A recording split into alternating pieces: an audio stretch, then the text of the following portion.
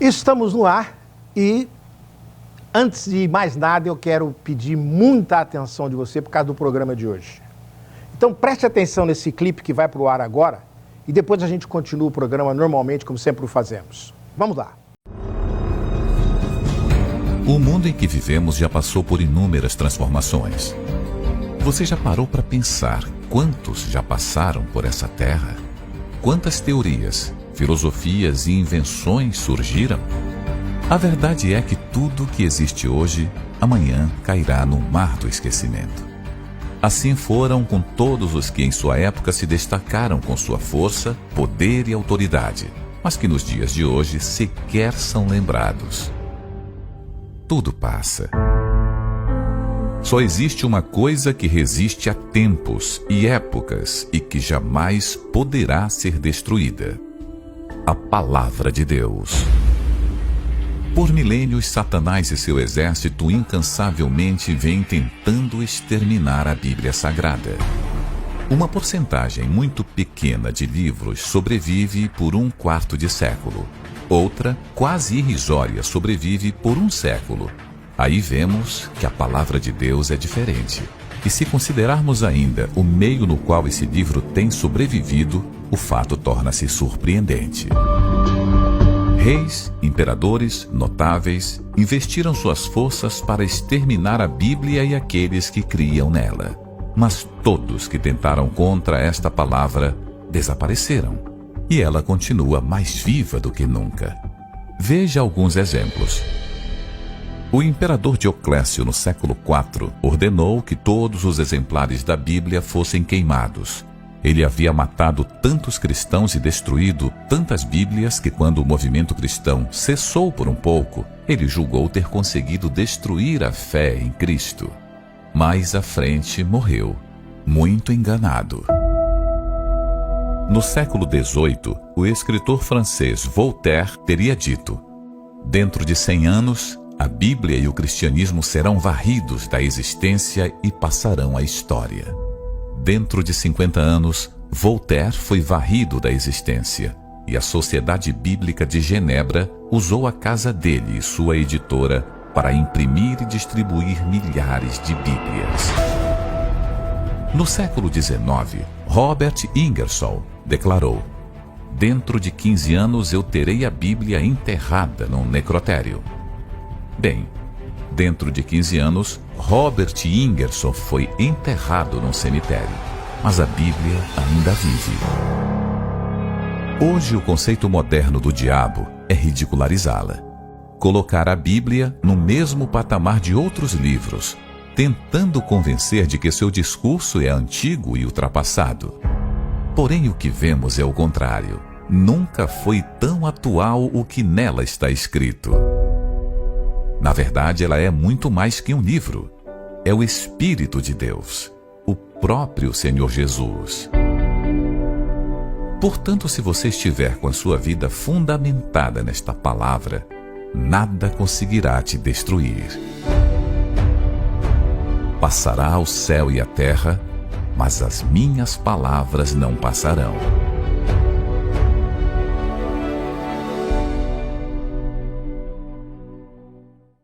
Mais uma vez, seja bem-vindo ao nosso programa. Já é pela segunda vez, ele fez um programa ecumênico junto com o Padre Milton.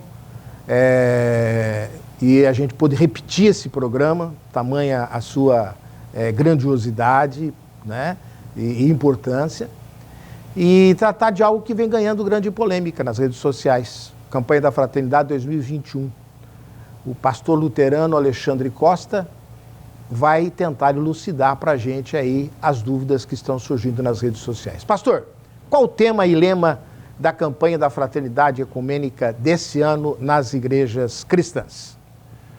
Ô Serginho, é um prazer enorme retornar a essa casa e falar de um tema bastante importante, interessante. É bom lembrar que a campanha da Fraternidade é uma ação da Igreja Católica Apostólica Romana, né? Cada diocese tem essa responsabilidade de desenvolver junto às paróquias católicas esse trabalho maravilhoso da campanha, que começa exatamente na quarta-feira de cinzas, né, se estende até o domingo de Páscoa, né, é esse período maravilhoso da Quaresma, onde temos assim uma concentração maior ainda na Semana Santa. Perfeito. É importante ressaltar isso, Serginho, porque o tema desse ano, qual que foi escolhido, pastor? O tema desse ano da campanha, o tema é fraternidade e diálogo. Perfeito. Compromisso de amor. Então, é fraternidade, diálogo, compromisso de amor. E o lema da campanha? E o lema é: Cristo é a nossa paz. Do que era dividido, fez uma unidade baseada no livro de Efésios, capítulo 2, verso 14. Né? Perfeito. Não vamos entrar muito em detalhes, não, porque daqui a pouquinho nós vamos voltar em Efésios e ver o que tem de Efésios nesse texto da campanha da fraternidade, principalmente no texto base, e o que é que algumas pessoas do CONIC, que vai também o pastor explicar daqui a pouquinho do que se trata, e que parece que não está batendo bem aí, né? Estão confundindo Jesus com Genésio, parece que a coisa não está saindo bem, não. Quem ou quais são os responsáveis pelo texto final e base da campanha da fraternidade desse ano, pastor? Bom, esse ano o Conselho, a CNBB, na verdade, que é responsável pela campanha. Então, quando acontece a campanha ecumênica, a campanha da fraternidade ecumênica, é dado ao CONIC, né, para que ele possa elaborar o texto, juntamente com outros representantes de outras denominações evangélicas, juntamente com pessoas direcionadas pela própria CNBB, né? Encaminha os responsáveis para participarem também dessas decisões e da formulação do texto oficial da campanha. Né? Agora, o que dá para a gente sentir, pastor? Bom, vamos continuar no roteiro, senão a gente responde coisa que está fora do roteiro. Está falando CONIC, é um problema sério brasileiro. O brasileiro, ultimamente, nós que vivemos na imprensa, é uma judiação.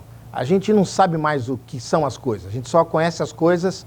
Eu mesmo aqui acabei citando o CPFL, que é Companhia Paulista de Força e Luz, que de paulista já não tem mais nada, devia ser Companhia Chinesa de Força e Luz. Porque de brasileiro não tem mais nada, a não ser alguns funcionários lá, alguns colaboradores. Mas voltando ao assunto aqui, o que vem a ser a sigla CONIC? CONIC é o Conselho Nacional das Igrejas Cristãs. Então Perfeito. É esse conselho formado por algumas denominações evangélicas, né? Fazem parte... Algumas. Preste atenção, porque daqui a pouquinho o pastor vai explicar por quê, daqui a pouquinho. Sua igreja participa do CONIC? Sim ou não, por quê? Não, nós não participamos. Nós somos a Igreja Evangélica Luterana do Brasil e nós temos por princípio seguir as nossas diretrizes. Nós somos uma igreja confessional, nós temos nossos documentos, assim como é a Igreja Católica, assim tem outras igrejas confessionais. Então, em alguns momentos o CONIC ele faz algumas atividades, realiza algumas atividades que foge um pouco daquilo que nós entendemos ser a prática da igreja junto às pessoas, aos projetos que existem.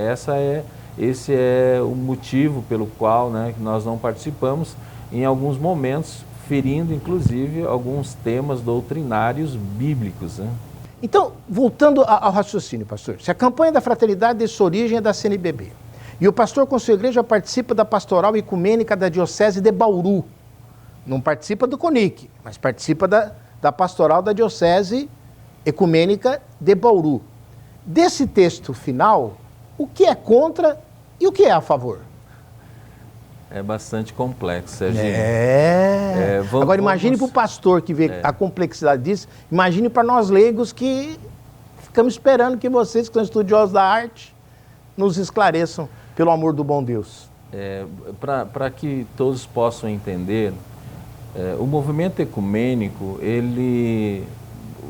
que eu participo aqui em Bauru junto e que nós somos favoráveis, quero deixar bem claro junto isso. Com a Diocese, nós temos uma caminhada ecumênica baseada no livro do Evangelho de João, capítulo 17, versículo 21, a oração sacerdotal de Jesus, quando ele ora ao Pai dizendo que é para ele abençoar, para que todos sejam um em Cristo. Então, essa unidade da fé, a unidade da fé cristã está em Jesus Cristo, o Filho do Deus vivo. Essa é a base para uma caminhada cristã. O que aconteceu nessa campanha de 2021... Antes de entrar nesse detalhe, que é certo. O que mais segura a minha audiência, é essa explicação, é elucidar isso, eu queria lembrar que Saulo também, depois conhecido como Paulo, ele foi convertido. E justamente a ele coube a incumbência de pregar para os gentios, ou seja, de pregar para os pagãos.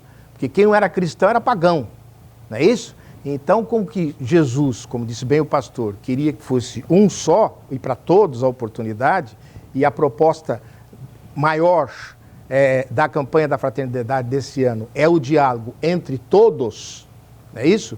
Então, a gente também lembra aí a participação de Paulo nessa evangelização, nesse anúncio da palavra de Jesus, principalmente depois da sua ressurreição.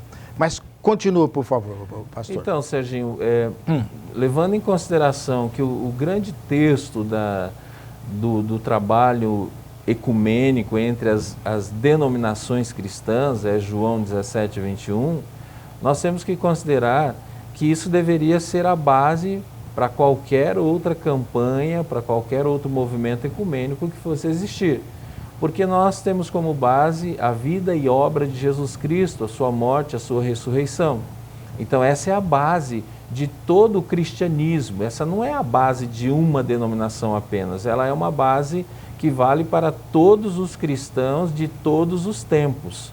A campanha da fraternidade, ela é um projeto, ela é um plano de ação da Igreja Católica e que é muito louvável, é muito bonito, onde desperta os católicos para temas polêmicos ou não. Então isso tem sido assim o objetivo da Igreja, fazer a Igreja pensar, cutucar os cristãos católicos a respeito de algumas temáticas, fazer a sociedade pensar a respeito de vários assuntos. Isso sempre funcionou dentro da Igreja Católica. A campanha desse ano de 2021, sendo ecumênica, eu entendo, Serginho, que a CNBB deu um cheque em branco para o CONIC e esqueceu de observar quem eram as pessoas que iam preencher esse cheque. E quem preencheu esse cheque, preencheu com algumas ideias particulares, com algumas formas dentro dessa diversidade, contrário àquilo que é o oficial cristão. E que nós, igrejas cristãs sérias, que se preocupam com o próximo, com as decisões a serem tomadas para que tenha ética cristã, houve um ferimento nesses valores cristãos dentro tanto da Igreja Católica quanto de algumas igrejas protestantes. Nós, luteranos, também não concordamos com algumas considerações do texto oficial. Pode citar alguns? Porque senão vai cair no mesmo vídeo que um dos sacerdotes bauruenses me passou, do arcebispo de São Paulo, que ele fala, eu não sou favorável a tudo, algumas coisas eu sou contra, mas não fala o que é contra. O que é que tem nesse texto que é tão prejudicial para o cristão, que vai tão contra o cristianismo? Existem assim algumas menções assim muito fortes em relação ao aborto, né? Nós temos um mandamento que é não matarás. Quando nós pegamos situações específicas entre vida e morte, nós chamamos a medicina para nos orientar, porque nós cristãos vemos na medicina uma bênção de Deus. Agora, abertamente, declarar abertamente, oficialmente, de que o aborto é algo normal e tranquilo e que todos deveriam ver dessa forma, isso não condiz com a ética cristã, com o pensamento cristão, com o ensinamento bíblico cristão, porque essa não é a vontade de Deus. Nosso Deus é um Deus de vida, é um Deus de vivos, e o ser humano tratar a vida de qualquer jeito, ou tratar a vida como se fosse algo que não tivesse valor. E o texto oficial menciona essa questão do aborto, menciona também alguns pensamentos relacionados à educação sexual, à questão de gênero, à questão de opções sexuais. E, na verdade, a campanha da fraternidade, pegando como base e princípio da Igreja Católica, ela não tem como objetivo trazer assuntos polêmicos de tamanha envergadura, porque não condiz com os objetivos da campanha da fraternidade. Então, eu entendo, Serginho, que a CNBB deu um cheque em branco e esqueceu de analisar quem eram as pessoas que iam assinar esse cheque em branco. Então o senhor não conhece a pastora Romi Benck, que tão bem recomendada por José Oscar Beoso, que perdoem a minha ignorância de leigo cristão que sou, e eu tenho a humildade de dizer da minha ignorância, se ele é sacerdote, se ele é bispo, se ele é leigo, o senhor não conhece, nem a pastora e nem o senhor José Oscar Beoso. Não, assim, dizer que conheço não. Eu apenas escutei a voz dessas pessoas, fui atrás para saber realmente o que eles estavam falando, mas assim, é um desconhecimento total a respeito dessas pessoas, né? Perfeitamente. O que vem a ser o Fundo Nacional de Solidariedade da CNBB e com as propostas desse documento, como fica a distribuição de verbas para os projetos? E aqui, olha, eu colocaria os sociais dos projetos que se refere esse fundo, entre aspas, porque eu não sei se são projetos sociais, partidários, lá seja o que for. E apresentar, todo mundo tem direito de apresentar. O pior é se eles forem aprovados. Como é que fica, pastor? Esse é outro problema que está sendo muito comentado, né? Em alguns lugares, há bispo, há padres recomendando que os católicos não façam a sua oferta, porque essa oferta ela é levantada, Serginho, lá no finalzinho da quaresma, no domingo de Ramos, né? Perfeito. Domingo de Ramos. Então, por causa de toda essa situação, desse cheque em branco, e as pessoas assinaram de acordo com o pensamento delas, trazendo temáticas que não fazem parte, não é saudável para a campanha da fraternidade ecumênica. E que não tem espaço para o diálogo que eles querem ter. Não tem, não é o momento. Seria interessante a gente ter o diálogo, como sempre tivemos aqui no nosso programa, mas nós temos 30 minutos só de programa. Então, às vezes, tem que correr com o nosso entrevistado aqui, porque não dá tempo da gente poder dar essa oportunidade a eles. Imagine, então, no Brasil, tamanho do Brasil que cabe a Europa, cabe um pedaço da Ásia, e só isso tudo é Brasil. Que diálogo que é essa pastora? Por que ela não vai dialogar lá da origem dela? E depois que ela obtiver os resultados, ela vem trazer os resultados para nós aqui. Né? Mas tudo bem, o entrevistado é o pastor Alexandre e ele está me falando então que é perigoso então, né, pastor? Serginho, nós temos assim que apresentar o que vai ser feito com essa oferta, né? com essas contribuições. E quando nós pegamos os objetivos da Igreja Católica ao criar a campanha da fraternidade, os objetivos são louváveis, né? Por você ter uma ideia, esse fundo, 60% desse fundo, desses recursos, são destinados a projetos sociais da própria comunidade diocesana, e 40% desses recursos vão para o Fundo Nacional de Solidariedade. Então, são recursos que são aplicados e realmente, eu acredito... Só por exemplo, pastor, quanto daria mais ou menos isso em termos de valores? Só para quem está nos assistindo ter uma ideia. Porque a gente fala 60%, 40%, eu lembro aqui do Franco Montoro, que nos palanques ele falava o seguinte, esse negócio de 50% tal, de porcentagem é relativo, e dava o exemplo do frango, né? Metade do frango, 50%. Agora, 60% é um pouquinho mais da metade do frango. Que tamanho que fica esse frango em termos de dinheiro? É mais uma jogada como a jogada da Amazônia, que conforme vai se abrindo a mata, vai descobrindo lá que tem um monte de gente da Noruega, um monte de gente da França, um monte de gente da Alemanha, um monte de gente da Europa toda aí, da Ásia, tal, tomando conta do país, e na religião parece que a coisa não está sendo muito diferente, pastor. Serginho, você está fazendo uma pergunta que eu acredito, eu até já tinha comentado esse fato, né? Como cristão que somos, nós sabemos que nada está alheio à mão de Deus, à vontade e ao conhecimento de Deus. Eu acredito que tudo isso que está acontecendo nessa campanha da fraternidade ecumênica é também um alerta de Deus para nós cristãos sabermos como fazer as parcerias ecumênicas com pessoas que realmente estão comprometidas com o Evangelho, que se preocupam com a alma das pessoas, que se preocupam também com o bem-estar das pessoas. Eu não estou dizendo... Das famílias. Das famílias. Eu não estou dizendo, Serginho, que a gente não deva dar atenção, amor e carinho às pessoas que fazem as suas opções. De jeito nenhum, nem nós. De gênero. Eu tenho amigos gays, exatamente. Eu tenho amigas lésbicas.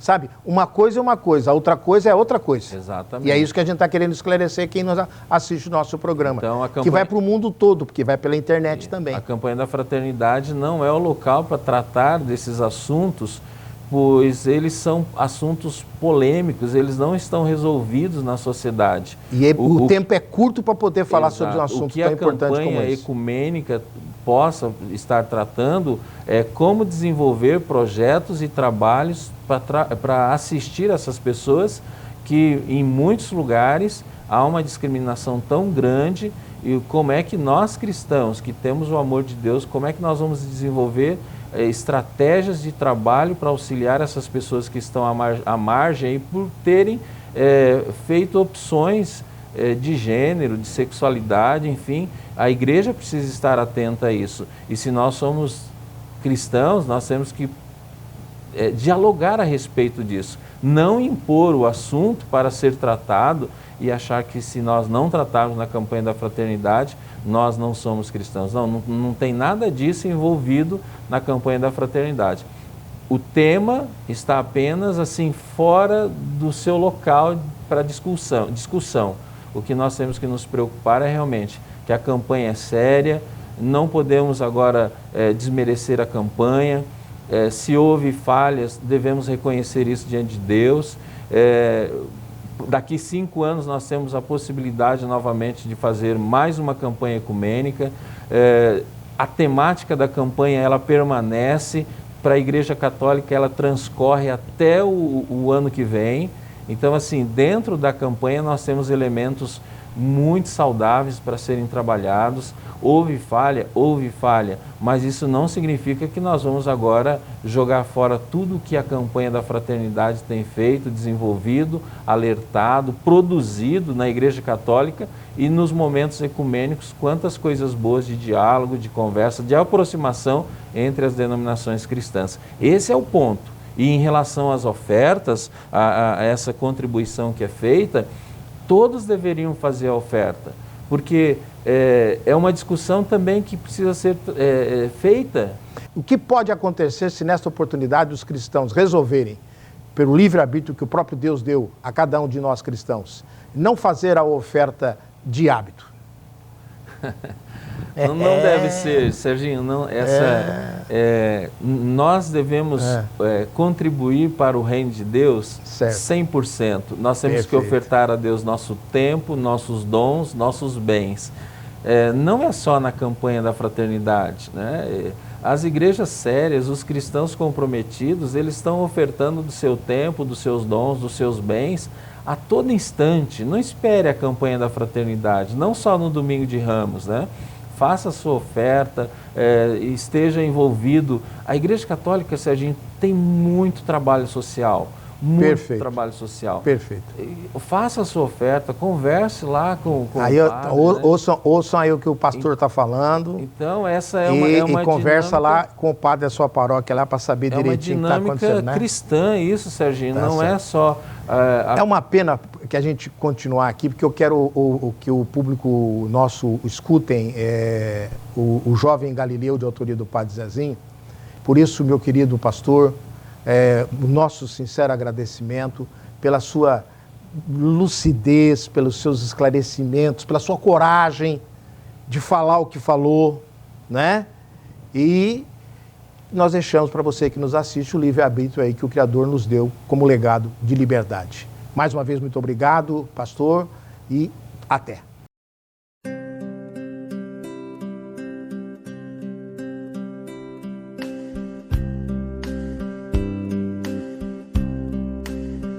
Um certo dia, à beira-mar, apareceu um jovem galileu. Ninguém podia imaginar que alguém pudesse amar do jeito que ele amava. Seu jeito simples de conversar tocava o coração de quem o escutava. E seu nome era Jesus de Nazaré. Sua fama se espalhou e todos vinham ver o fenômeno do jovem pregador que tinha tanto amor.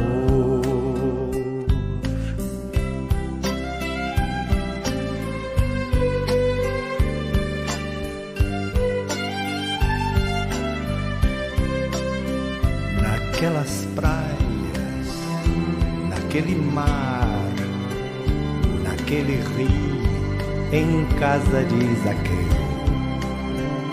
naquela estrada, naquele sol, e o povo a escutar histórias tão bonitas. Seu jeito amigo de se expressar enchia o coração paz tão infinita. E seu nome era Jesus de Nazaré. Sua fama se espalhou e todos vinham ver o fenômeno do jovem pregador que tinha tanto amor.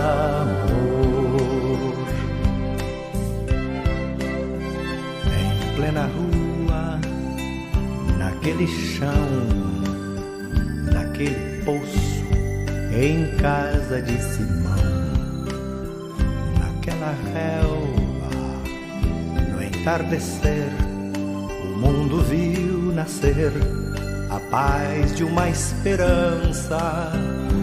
Seu jeito puro de perdoar fazia o coração voltar a ser criança. E seu nome era Jesus de Nazaré. Sua fama se espalhou e todos vinham ver o fenômeno do jovem pregador que tinha tanto amor.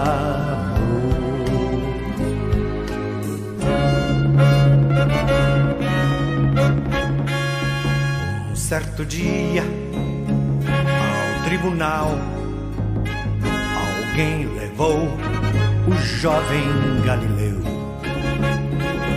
Ninguém sabia qual foi o mal e o crime que ele fez, quais foram seus pecados. Seu jeito honesto de denunciar mexeu na posição de alguns privilegiados e mataram a Jesus de Nazaré. E no meio de ladrões puseram sua cruz. Mas o mundo ainda tem medo de Jesus, que tinha tanto amor.